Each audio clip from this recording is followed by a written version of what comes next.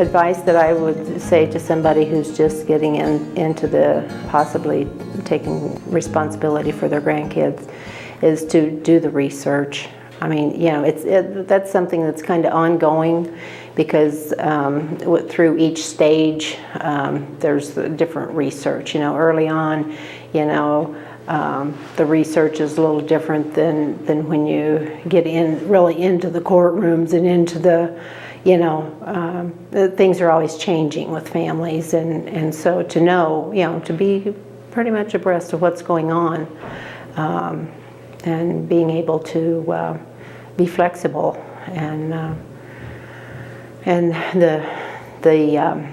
you know, follow your heart, you know, follow your gut.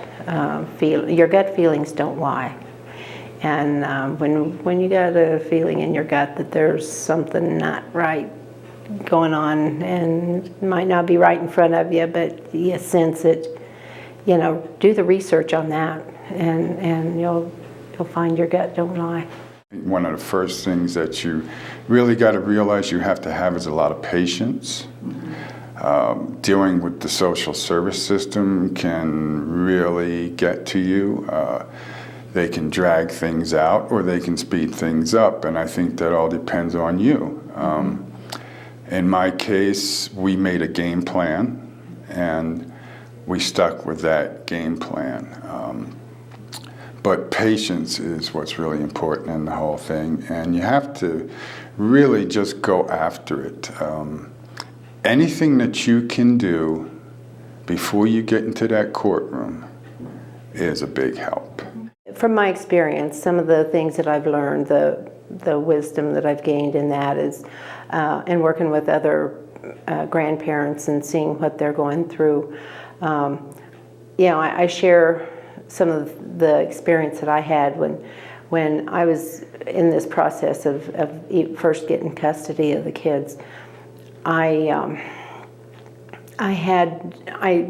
knew that if I was going to be resentful at any point about taking on this responsibility, of course back then I thought it would surely be just for a short term that the parents would get their life together, but you know, if it turned out to be for the long term, you know, I knew I couldn't get resentful about that. If I was going to get resentful about it, then I better not do it. I kind of have a game plan for those kids all the way up to high school and have some resources out there to make sure that it'll happen. What I call the three P's is, number one is patience.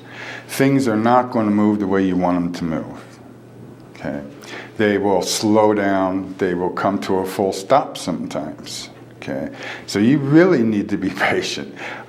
You can get really angry because other people are not doing their jobs. Okay? Perseverance. Keep on going after it.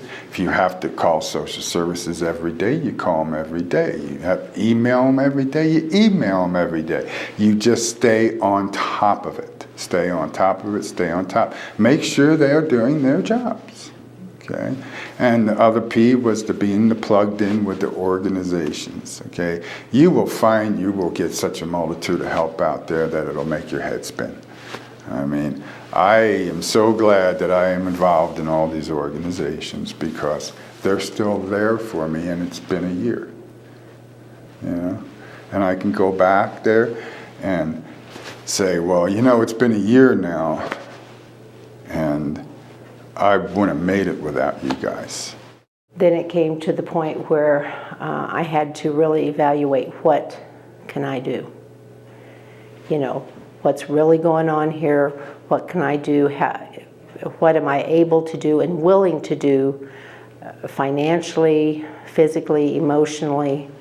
And then I had to, and all the time praying through this, and then I had to take a stand. And the stand I took was that I needed to step up and get these kids out of the situation they were in. You know, kids are very smart.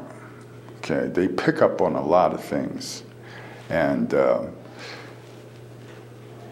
most important thing for me to do was to separate everyone else from the needs of the kids and look at it and focus on what the kids need, and that's it.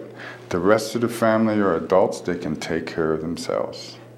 But the kids, they need you. And they need you to make the right choices for them. And sometimes the right choices are pretty hard because you're going against everybody else in your family, basically.